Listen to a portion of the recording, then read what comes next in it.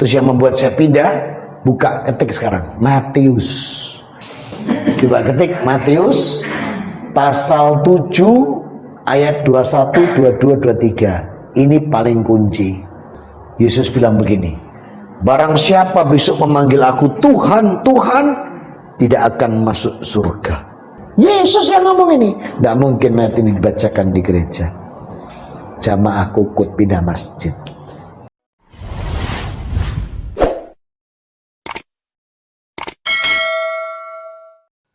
Shalom.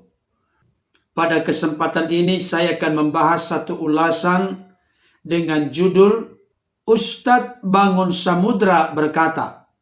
Matius 7 ayat 21 sampai 23 tidak mungkin dibacakan di gereja karena membuat jemaat pindah ke masjid. Benarkah demikian? Sebelum saya lebih jauh memberikan ulasan terkait dengan hal ini, ada baiknya kita saksikan dulu pernyataan dari Ustadz Bangun Samudra berikut ini. Terus yang membuat saya pindah, buka, ketik sekarang Matius. Matius itu nama orang ya, bukan sikatan mati tadi urus. Coba ketik Matius pasal 7 ayat 21, 22, 23. Ini paling kunci. Yesus bilang begini, barang siapa besok memanggil aku Tuhan, Tuhan, tidak akan masuk surga. Yang masuk surga itu yang mengikuti kehendak Allah. Dan besok orang akan mengatakan, Tuhan, aku sudah menyembuhkan orang dalam namamu. Banyak penyembuhan pakai nama Yesus. Aku sudah mengusir setan dengan namamu. Apa kata Yesus? Pada hari itu aku akan berterus terang kepada mereka, aku tidak kenal kamu semua, pembuat kejahatan. Benar tidak? Yesus yang ngomong ini. Tidak mungkin ayat ini dibacakan di gereja. Jamaah kukut pindah masjid. Baik Bapak Ibu Saudara, tadi kita sudah menyaksikan pernyataan singkat dari Ustadz Bangun Samudra. Beliau mengatakan demikian, yang membuat saya pindah adalah Matius 7 ayat 21 sampai 23. Ada di sini kata-kata yang membuat saya pindah. Memang dari pengakuan beliau sebelum beralih keyakinan kepada agamanya yang baru. Beliau adalah seorang Katolik sebelumnya yang mengaku diri sebagai mantan pastor dan lulusan S3 Vatikan. Saudaraku yang dikasihi Tuhan, meskipun beliau mengaku diri sebagai mantan pastor dan lulusan S3 Vatikan, terus terang secara pribadi saya meragukan hal itu. Dengan landasan atau argumentasi ketika beliau mengartikan Matius 7 ayat 21 sampai 23. Kenapa saya katakan demikian? Karena apa yang dimengerti dan dipahami oleh Ustadz Bangun Samudra terkait dengan Matius 7 ayat 21 sampai 23 benar-benar meleset, salah, keliru, tidak seperti pengertian pemahaman yang seharusnya. Dengan kata lain, saya mau sampaikan Ustadz Bangun Samudra gagal paham terkait dengan Matius 7 ayat 21 sampai 23 dan tidak mengerti apa sebenarnya kaidah mendasar untuk menggali, mengeksplorasi, mengerti dan memahami Alkitab secara baik, benar, dan bertanggung jawab. Saya tidak menemukan pengertian pemahaman seperti itu di dalam diri dari seorang Ustadz Bangun Samudra.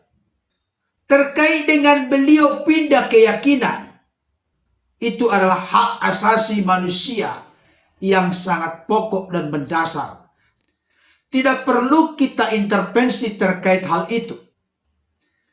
Tetapi yang perlu saya berikan respon dan tanggapan pada kesempatan ini, ketika beliau di audiens di tengah-tengah di mana beliau ceramah, mengulas atau membahas Alkitab dan diartikan secara salah, keliru, menyimpang, maka saya sebagai orang Kristen memiliki panggilan juga untuk memberikan penjelasan, pembelaan iman, mempertanggungjawabkan apa yang kita yakini dan percayai ketika hal itu disalah mengerti, disalahpahami oleh orang lain. Secara khusus dalam konteks ini, saya meluruskan pernyataan atau ulasan pembahasan dari Ustadz Bangun Samudra terkait dengan Matius pasal 7 ayat 21 sampai 23. Saudara yang dikasihi Tuhan, beliau mengutip Matius 7 ayat 21 sampai 23 ini dengan cara yang tidak tepat, dengan cara memotong atau mengurangi isi dari ayat tersebut. Beliau berkata begini, ketika mengutip Matius 7 ayat 21, barang siapa memanggil aku Tuhan, Tuhan, tidak akan masuk sorga. Yang masuk sorga yaitu yang mengikuti kehendak Allah.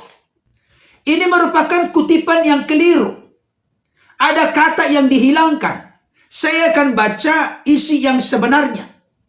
Matius pasal 7 ayat 21 dikatakan demikian.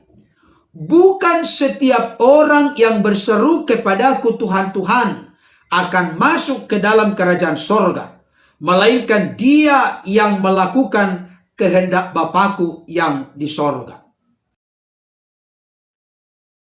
Sekarang kita perhatikan secara teliti. Ustadz Bangun Samudra berkata begini, barang siapa memanggil aku Tuhan, Tuhan, itu sangat kontradiktif, berbeda dengan apa yang tertulis di Alkitab. Bukan setiap orang yang berseru kepadaku Tuhan, Tuhan. Pernyataan antara barang siapa memanggil aku Tuhan, Tuhan dengan bukan setiap orang yang berseru kepadaku Tuhan, Tuhan, itu berbeda Bapak Ibu Saudara. Kalau dikatakan barang siapa yang memanggil aku Tuhan, Tuhan tidak akan masuk surga, berarti siapapun yang memanggil atau berseru Yesus itu Tuhan tidak akan masuk surga. Kalau tidak masuk surga berarti masuk neraka. Tapi di sini dikatakan bukan setiap orang yang berseru kepadaku Tuhan, Tuhan akan masuk ke dalam kerajaan surga. Bukan setiap orang. Artinya bukan semua orang. Berarti dari sini sudah jelas terlihat, terbongkar secara eksplisit bahwa memang ada orang yang berseru-seru Tuhan, Tuhan tidak akan masuk kerajaan surga. Tetapi sebaliknya ada orang yang berseru-seru Tuhan, Tuhan masuk ke dalam kerajaan surga. Argumentasinya apa? Karena di sini dikatakan bukan setiap orang. Berarti ada di sini kelompok tertentu yang bermasalah ketika dia berseru-seru Tuhan, Tuhan, dan mereka tidak masuk kerajaan surga. Siapakah orang yang dimaksud oleh Yesus di mana berseru Tuhan, Tuhan tetapi tidak masuk kerajaan surga? Siapakah mereka? Saya ulangi kembali penekanan ini. Bukan setiap orang yang berseru kepadaku Tuhan, Tuhan akan masuk ke dalam kerajaan surga.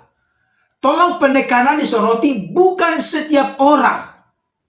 Berarti ada orang yang berseru diselamatkan, masuk surga. Tetapi ada orang yang berseru tidak diselamatkan, tidak masuk surga alias masuk neraka. Nah, muncul pertanyaan besar. Siapakah yang dimaksud orang yang berseru-seru Tuhan, Tuhan tidak masuk kerajaan surga? Tidak boleh kita langsung menyamaratakan semuanya. Kenapa? Karena nanti nanti akan terlihat di dalam bagian-bagian firman Tuhan yang lain, yang notabene menurut pengertian pemahaman kekristenan yang baik, benar, dan bertanggung jawab. Tidak mungkin Alkitab itu dipahami secara kontradiksi antara ayat yang satu dengan ayat yang lain, pasal yang satu dengan pasal yang lain, kitab yang satu dengan kitab yang lain. Tidak mungkin. Kenapa? Karena seluruh isi Alkitab itu, baik dari perjanjian lama maupun perjanjian baru, dari kitab Kejadian sampai Wahyu, itu dinapaskan atau diilhamkan oleh Roh Kudus dalam penulisannya. Jadi tidak mungkin Roh Kudus yang sama yang memimpin dan menolong para penulis Alkitab menuliskan Alkitab, tetapi ada yang kontradiksi satu dengan yang lain. Saya akan memberikan penjelasan lebih luas dan mendalam di akhir dari ulasan ini. Tapi sekarang saya akan jabarkan dulu apa yang disampaikan oleh Ustadz Bangun Samudra. Yesus yang ngomong ini, gak mungkin nats ini dibacakan di gereja. Jemaat akan pindah ke masjid. Ini pernyataan beliau. Saya mau sampaikan kepadamu Ustadz Bangun Samudra yang saya hormati sebagai sesama anak bangsa.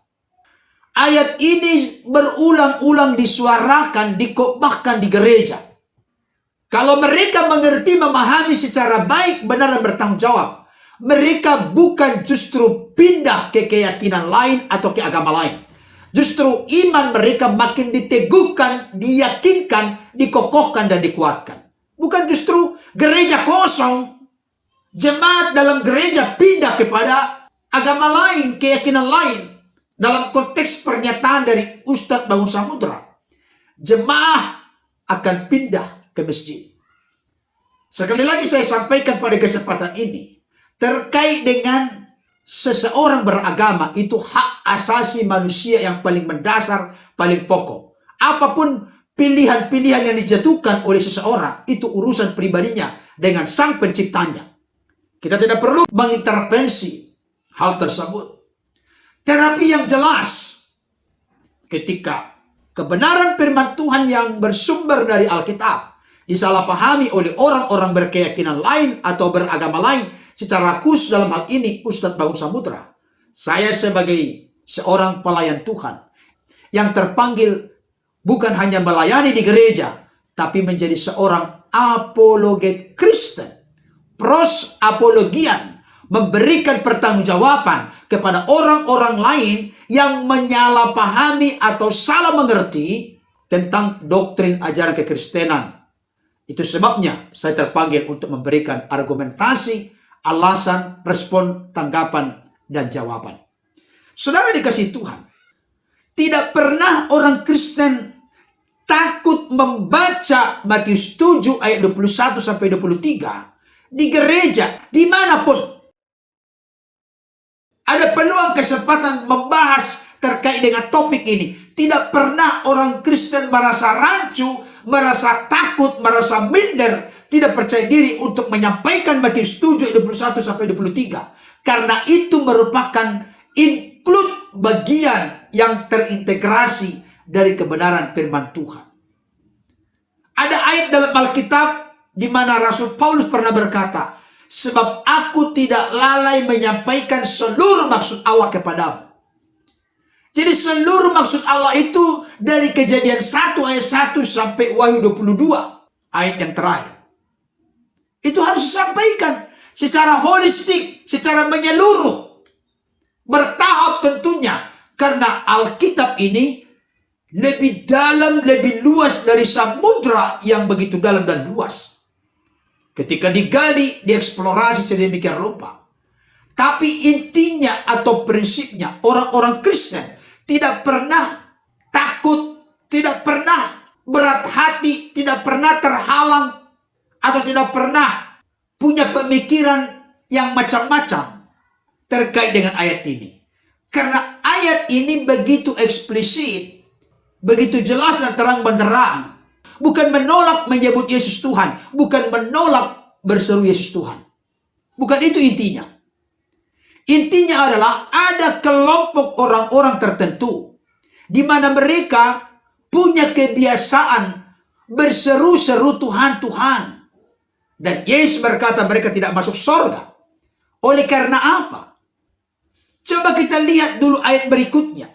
Matius pasal 7 ayat yang ke-23. Dikatakan demikian, pada waktu itulah aku akan berterus terang kepada mereka dan berkata, aku tidak pernah mengenal kamu, enyahlah daripadaku kamu sekalian pembuat kejahatan. Coba kita perhatikan, khususnya kepada Ustadz Bangun Samudra yang saya hormati. Tolong Bapak soroti, perhatikan secara serius ayat 23 ini. Di dalam ayat 23, Yesus tidak berkata, aku tidak pernah mengenal kamu, enyahlah daripadaku kamu sekalian yang berseru-seru atau yang menyebut aku Tuhan. Bukan. Kalau memang secara konsisten kita ikuti alur berpikir, konsep pengertian pemahaman dari Ustadz Bangun Samudra, maka sebenarnya ketika Yesus menolak mereka, maka jawabannya yang logis atau masuk akal. Aku tidak pernah mengenal kamu, enyahlah daripadaku kamu sekalian yang berseru-seru kepadaku Tuhan, Tuhan. Tapi Yesus tidak berkata demikian. Enyahlah daripadaku kamu sekalian pembuat kejahatan. Jadi di sini jelas terlihat orang yang berseru-seru atau menyebut, memanggil Yesus Tuhan, mereka adalah kelompok orang-orang pembuat kejahatan. Mereka memang dalam konteks kitab Yakobus bahwa hikmat dari atas tidak munafik, tidak pakai topeng muka, kepalsuan, sandiwara. Itulah hikmat dari atas. Tapi orang-orang yang dikatakan oleh Yesus, di mana mereka berseru-seru Tuhan, Tuhan, tidak masuk kerajaan surga karena mereka hanya lip service, hiasan bibir menyebut Yesus Tuhan atau berseru-seru Yesus Tuhan. Tapi kelakuan mereka, sifat mereka, watak mereka, karakter mereka tidak seperti yang Kristus kehendaki. Saudara yang dikasihi Tuhan, mereka ini siapa? Dalam konteks ini saya mau sampaikan dan mengajari Ustadz Bangun Samudra yang mengaku diri sebagai mantan pastor dan lulusan S3 Vatikan. Memahami Alkitab, teks tidak boleh lepas dari konteks. Konteks yang dimaksud, konteks dekat, sedang, jauh. Saudara dikasihi Tuhan, ini adalah rumus yang sangat basic, mendasar dalam memahami Alkitab. Teks tidak boleh lepas dari konteks. Ketika teks dilepaskan dari konteks dan membangun sebuah doktrin, bangunan ajaran, saya kasih tahu, hal itu akan menjadi pengajaran doktrin yang rapuh, bahkan seringkali lari daripada apa yang dimaksud oleh penulis menuliskan teks tersebut. Nah, sekarang kita coba lihat konteksnya. Memahami Matius 7 ayat 21 sampai 23, hal itu tidak boleh dipisahkan dan dilepaskan dari ayat-ayat sebelumnya. Lembaga Alkitab Indonesia memberi judul hal pengajaran yang sesat. Dari sini saja sudah mulai terbongkar, terlihat siapa sebenarnya oknum atau orang-orang yang berseru-seru Tuhan, Tuhan yang tidak masuk kerajaan sorga. Karena terkait dengan pengajaran sesat. Kita lihat ayat 15. Waspadalah terhadap nabi-nabi palsu yang datang kepadamu dengan menyamar seperti domba, tetapi sesungguhnya mereka adalah serigala yang buas. Mereka menyamar seperti domba, tetapi yang sebenarnya, yang sesungguhnya, realita kenyataannya, mereka adalah serigala yang buas. Ada topeng kepalsuan, topeng sandiwara, topeng kemunafikan yang mereka kenakan. Jadi mereka berseru-seru Tuhan, Tuhan, hanya untuk mencoba mengelabui orang-orang yang tulus dalam mencintai dan mengasihi Tuhan, serta yang berseru Yesus Tuhan. Mereka adalah nabi-nabi palsu, pengajar-pengajar palsu. Bahkan dikatakan di dalam ayat 16, dari buahnya lah kamu akan mengenal mereka. Mengenal siapa? Mengenal nabi-nabi palsu, pengajar-pengajar palsu itu. Dapatkah orang memetik buah anggur dari semak duri atau buah ara dari rumput duri? Tentu tidak, jawabannya. Demikianlah setiap pohon yang baik menghasilkan buah yang baik, sedang pohon yang tidak baik menghasilkan buah yang tidak baik. Tidak mungkin pohon yang baik itu menghasilkan buah yang tidak baik, ataupun pohon yang tidak baik itu menghasilkan buah yang baik. Dan setiap pohon yang tidak menghasilkan buah yang baik pasti ditebang dan dibuang ke dalam api. Jadi dari buahnya lah kamu akan mengenal mereka. Dari sini jelas terlihat, enyahlah daripadaku kamu sekalian pembuat kejahatan. Pembuat itu berarti apa yang diperbuat, dilakukan, dikerjakan. Aksi konkret, tindakan nyata yang menjadi bagian tidak terpisahkan dari pola cara kehidupan mereka, sifat, watak, karakter mereka. Saudara yang dikasihi Tuhan, dari sini jelas terlihat. Dari buahnya lah kamu akan mengenal mereka. Mereka siapa? Nabi-nabi palsu, pengajar-pengajar palsu. Jadi yang berseru-seru Tuhan, Tuhan tidak masuk kerajaan sorga adalah orang yang sifat watak karakternya tidak teruji, tidak terbukti. Orang yang punya kedok kepalsuan, kedok kemunafikan, kedok sandiwara. Dan orang itu adalah orang yang tidak memiliki hikmat dari atas, yang kriterianya adalah tidak munafik. Tapi justru mereka munafik pakai topeng kepalsuan, topeng kemunafikan. Saudaraku yang dikasihi oleh Tuhan, dari sini jelas terlihat memahami Alkitab di mana teks tidak boleh lepas dari konteks. Inilah yang tidak dimengerti dan tidak dipahami oleh Ustadz Bangun Samudra, termasuk juga nanti ustadz-ustadz lain yang suka membahas secara khusus terkait dengan ayat ini. Mereka salah kaprah. Ilmu yang kedua, dalam konteks kita menggali Alkitab, mengeksplorasi kebenaran firman Tuhan, ada yang disebut dengan dua istilah penting, eisegese dan eksegese. Saya memastikan secara telak Ustadz Bangun Samudra memakai eisegese. Apa itu eisegese? Ustadz Bangun Samudra ini sudah menyimpulkan dulu Yesus itu bukan Tuhan, tapi hanya rasul atau nabi, utusan dari Allah. Sudah ada kesimpulan dulu. Maka kutiplah ayat-ayat yang mendukung, mensupport pola pikirnya, sekalipun mengutip ayat-ayat itu dengan cara yang tidak lengkap, tidak komplit, tidak sesuai dengan isi yang sebenarnya, demi membenarkan apa yang sudah menjadi kesimpulan atau konklusi dari Ustadz Bangun Samudra. Saya kasih tahu, memahami Alkitab dengan cara demikian bisa dipastikan ngawur, salah, menyimpang, dan menyesatkan.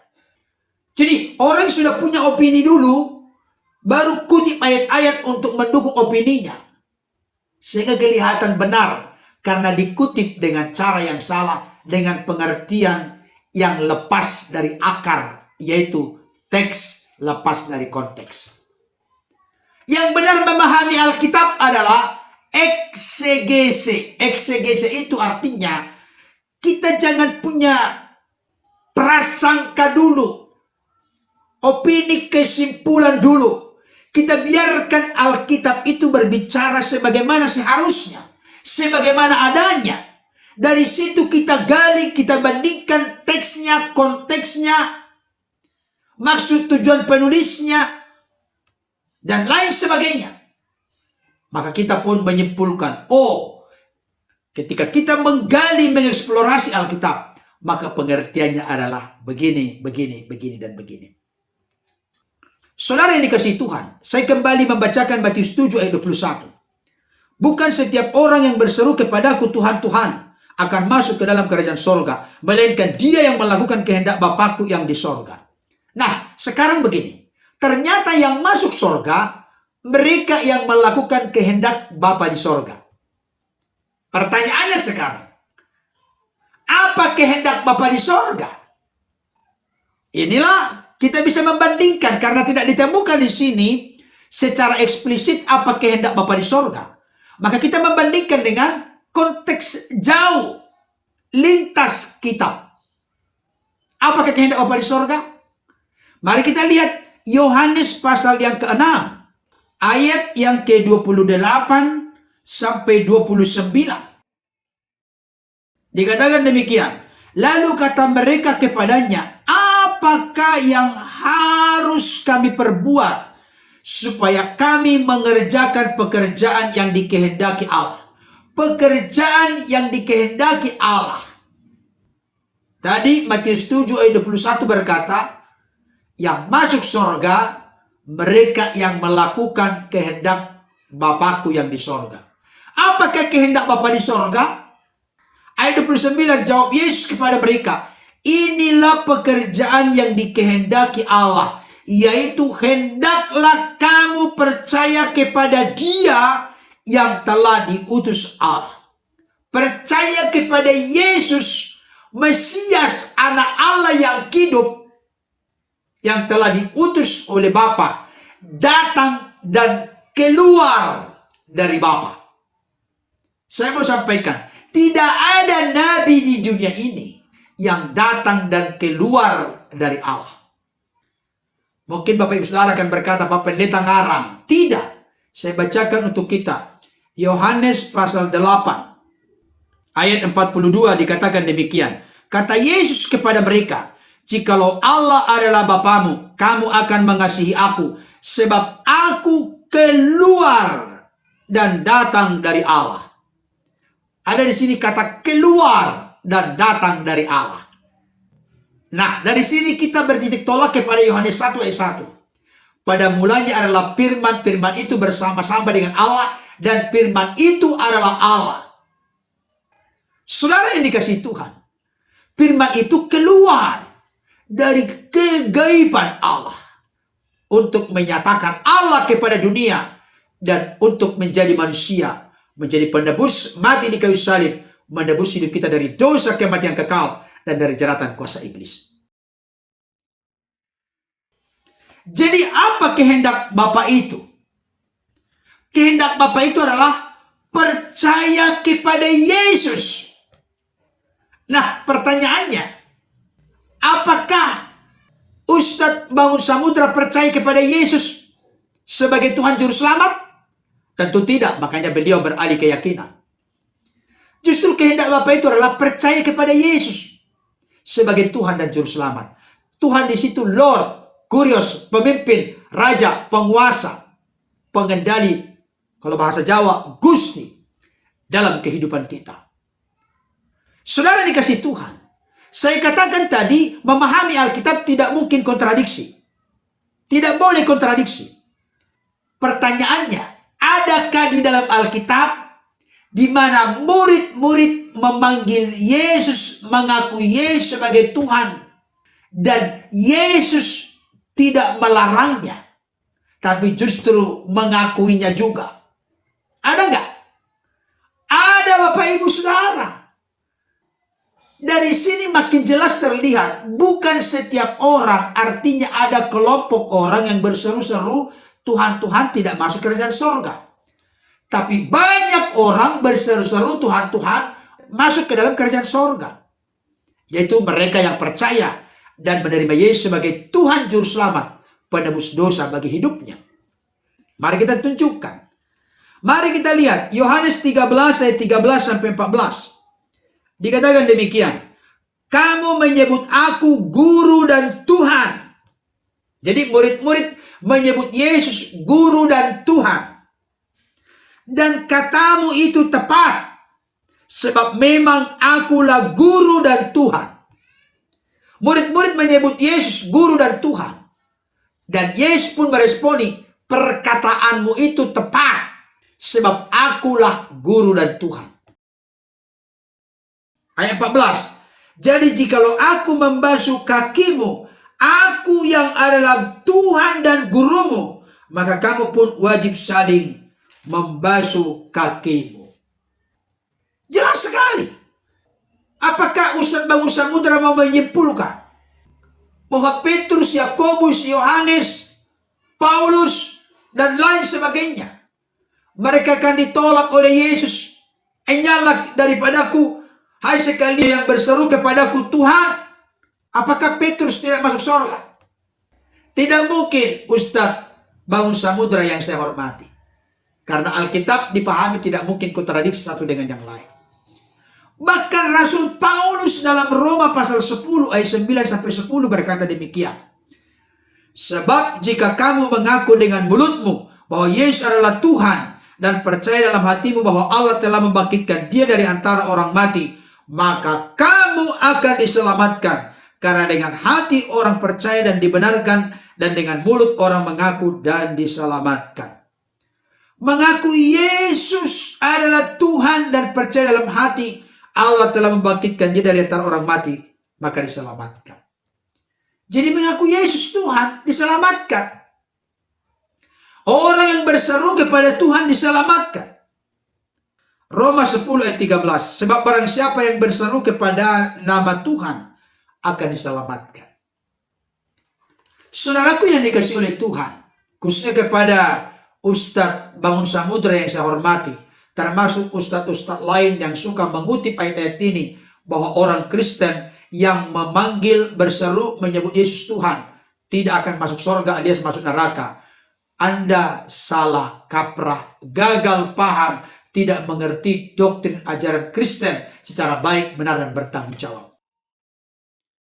Oleh karena itu, saya sampaikan masukan kepada Ustadz Bangun Samudra. Sibuklah membahas isi Al-Quran di tengah-tengah ceramah Anda. Jangan sibuk membahas Alkitab, karena ketika Anda membahas Alkitab, ngawur, nyeleneh, menyimpang, keliru, dan salah. Kiranya ulasan ini boleh menjadi berkat bagi kita. Tuhan Yesus menolong kita untuk terus hidup dalam kebenaran. Amin.